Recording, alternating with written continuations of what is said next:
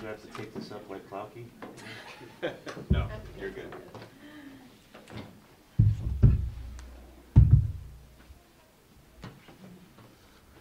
Oh. All right. Hey, everyone. Good morning. Just want to, before we get started on any questions you guys have, first of all, I want to thank everyone in the organization for all of their hard work, especially our coaching staff and our players. Our great support from ownership and the fans. It's been a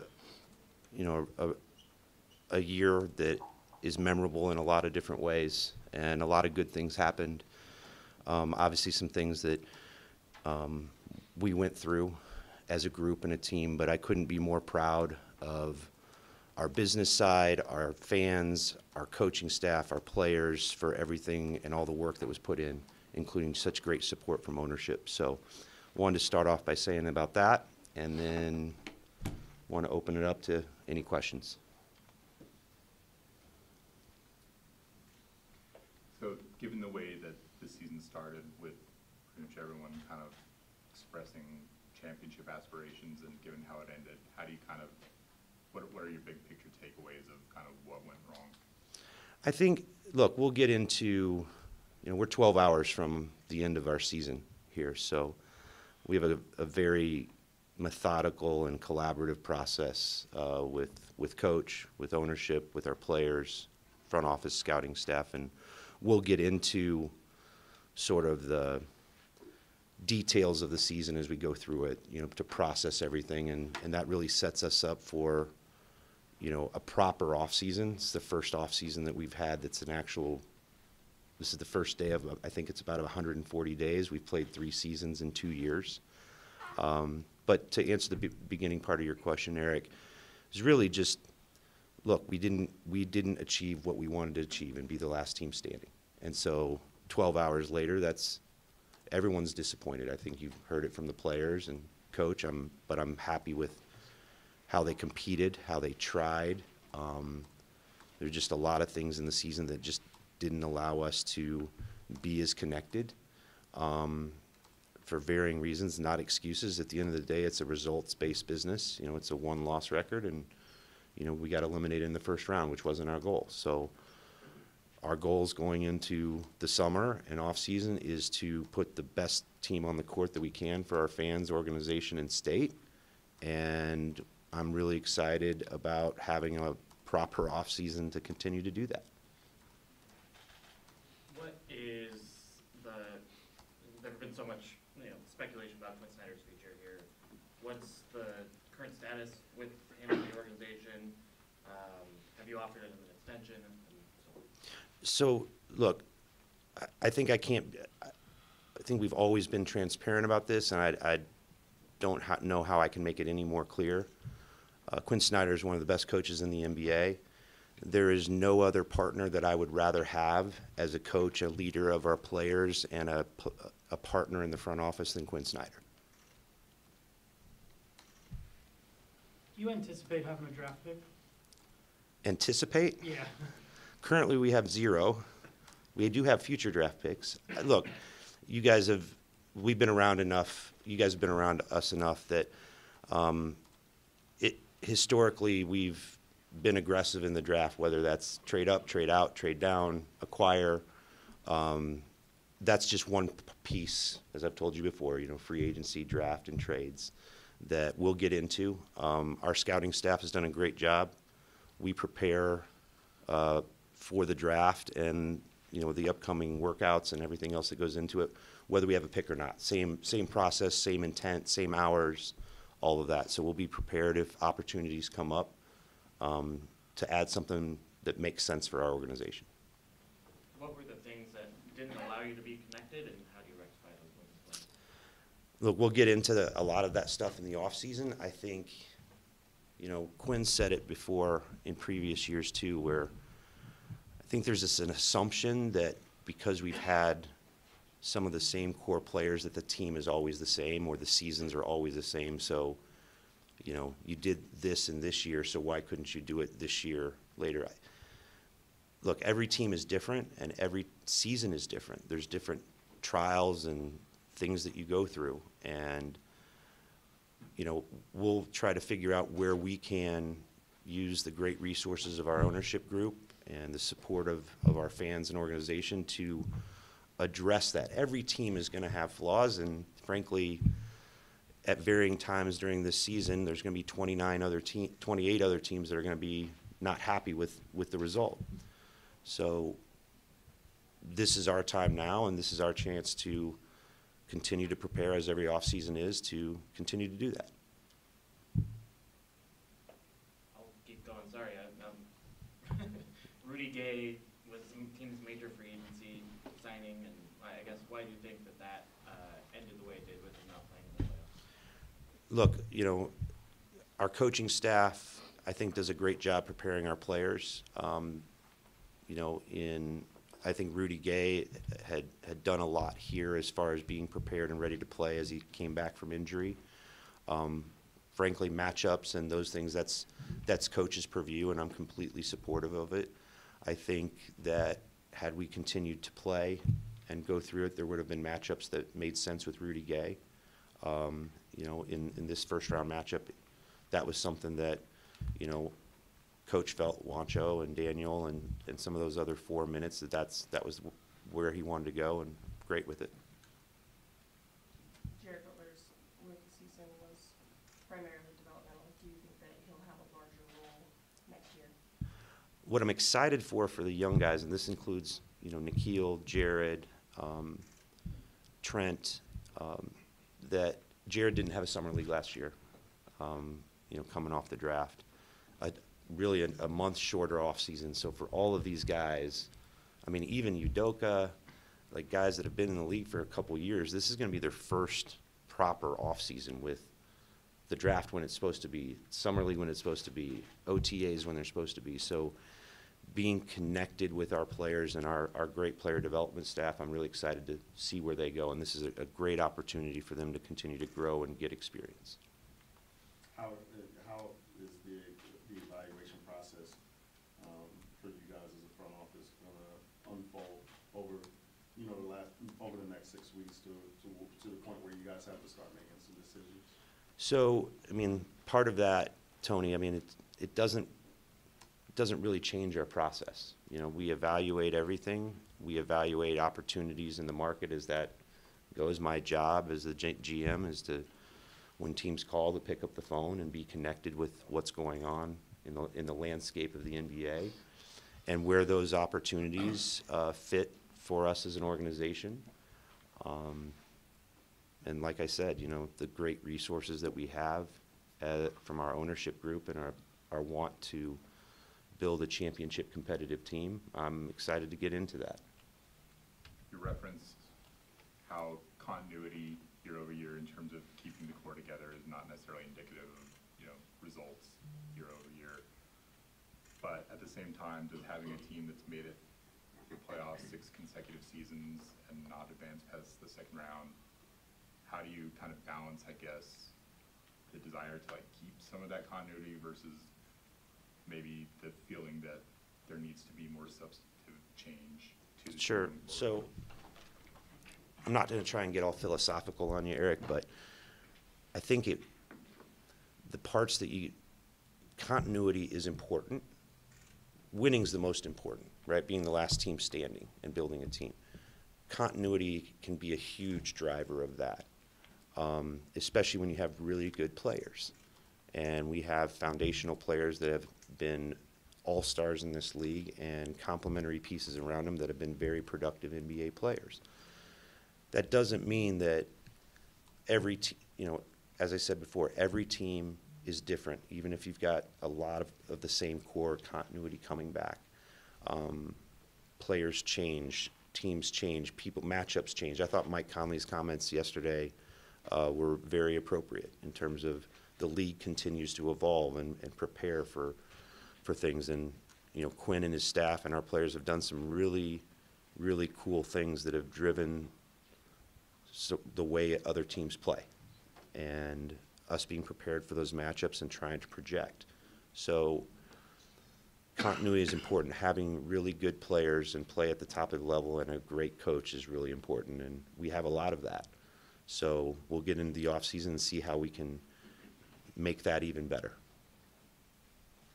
You mentioned having foundational pieces, obviously, in Rudy and Donovan. Do you feel like they are sufficient foundational pieces for this team to win a championship?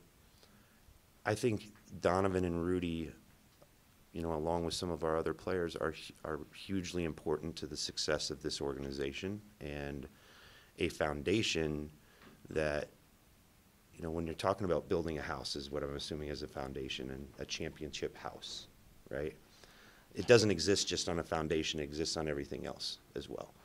Those two are two-time, you know, all-star players, consecutive all-star, defensive player of the year, all NBA candidates, and anytime that we can add to that, complement that, strengthen that, because this game is a team. You know, this competition is a team game, and they've been huge contributors for us. And among, you know, some of our other guys have given us great contributions too. It wasn't enough this year, so our job is to go out there and make it be enough over a period of time. I guess that when you're talking about winning being the most important, there's different ways to go about that, whether it's through like rebuilding or trying to like bring in players to complement what you already have, like you were just saying. Is this a situation where you think you might have to take a couple steps back to move forward, or are you guys pushing forward? I think that what we do in the offseason, it's always an evaluation of what is the best path forward for the Utah Jazz. And we're 12 hours out of being eliminated. So, you know, our group, our staffs, with Danny, with Ryan, with Coach, we'll all get together and talk about what our options are as those markets evolve and as we get through the offseason.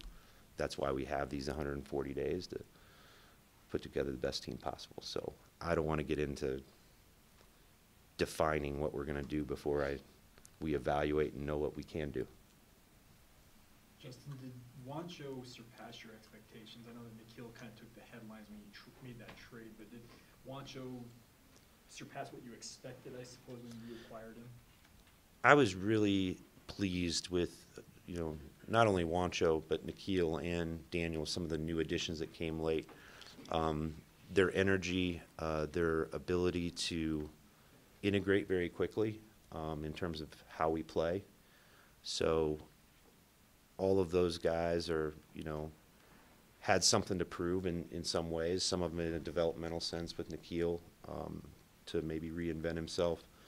Juancho just having an opportunity to play, you know, bouncing around a little bit, but not indicative of where he could have an impact, and some of the things that he brought really fit a need for us in times when we were banged up or going through tough parts of the schedule. So really pleased with his contribution here. It was nice to see, and he's integrated seamlessly as a person too. He's been great.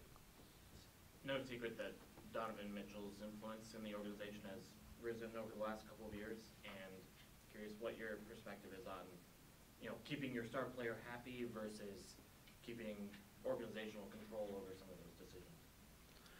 So, Andy, I don't really. The question that you've asked is like for a binary answer, and I totally disagree that is anything. What, you know, you've alluded to Donovan having influence of the organization. Every player that's here, part of the Utah Jazz, has influence over us because we want to create the best experience, the best environment, the best winning organization, and the players drive that.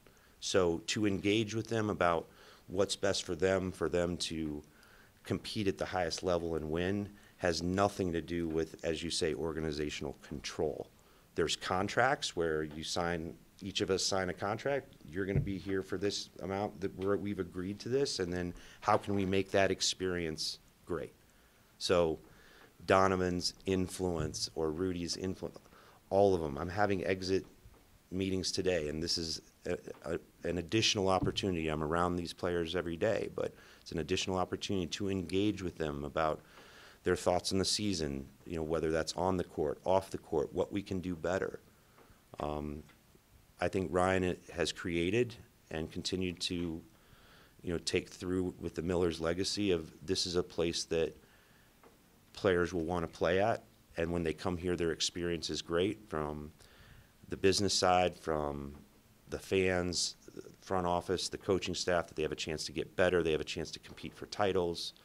And so constantly engaging in that feedback is natural. So I don't appreciate, frankly, the outside narrative of that being a binary choice. Justin, you said that you have these exit meetings. I know you sat in them with Dennis for years. How are yours different, if they are at all, from what Dennis did? I've had some really great mentors in my life, and so you always figure out your own ways that you engage. So not so much different. It's always very much more listening than talking. Certainly have a few suggestions for guys if they ask on things that I see and that our staff sees and want to communicate to them. But really it's about creating an open forum for them to speak freely and really give us some good tools so that we can make ourselves better as an organization. You're projecting forward with Donovan and Rudy. What would you say to them if they asked what they could do better?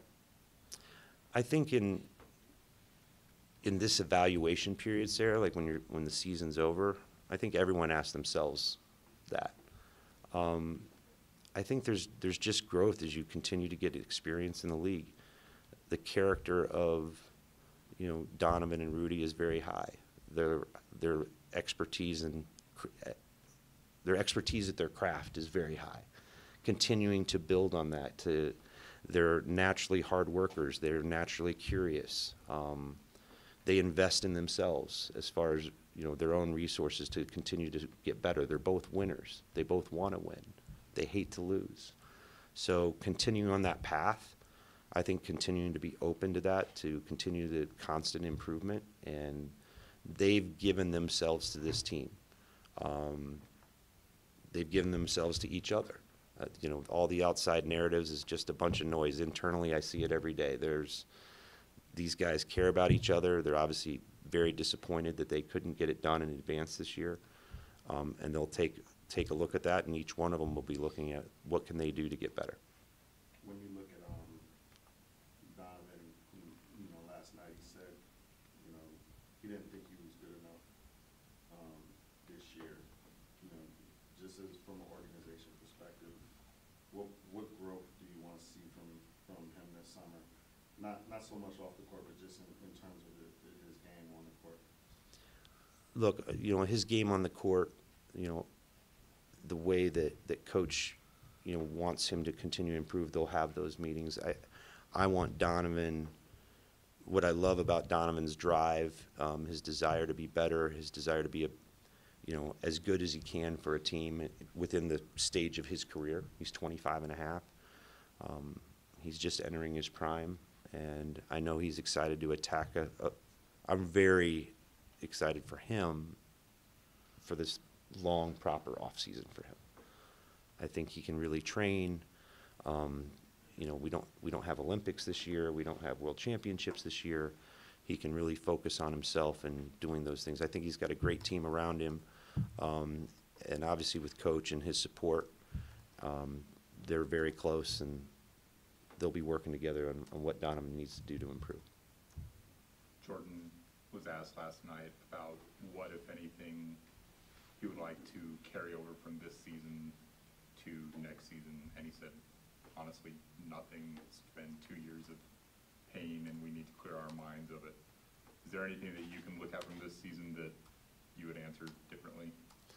I always love Jordan's quotes because he's transparent and honest, and I love it.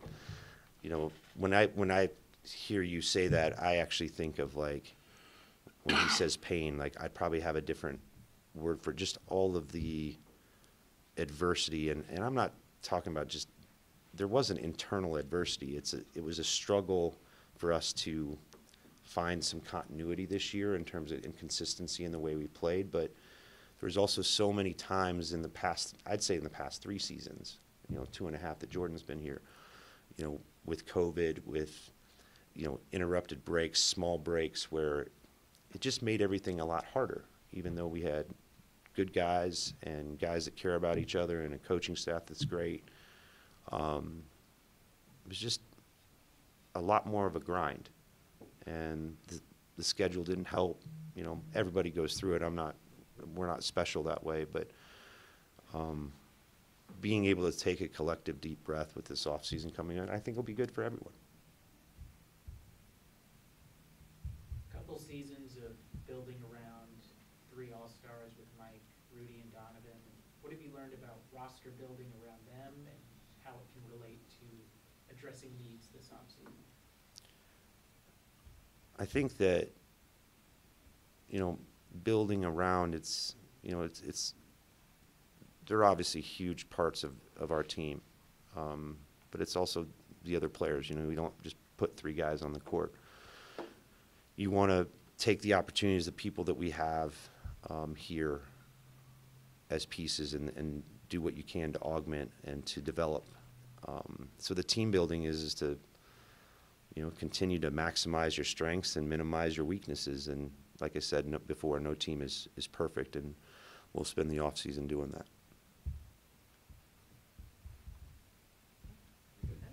Good. All right, guys. Thank you.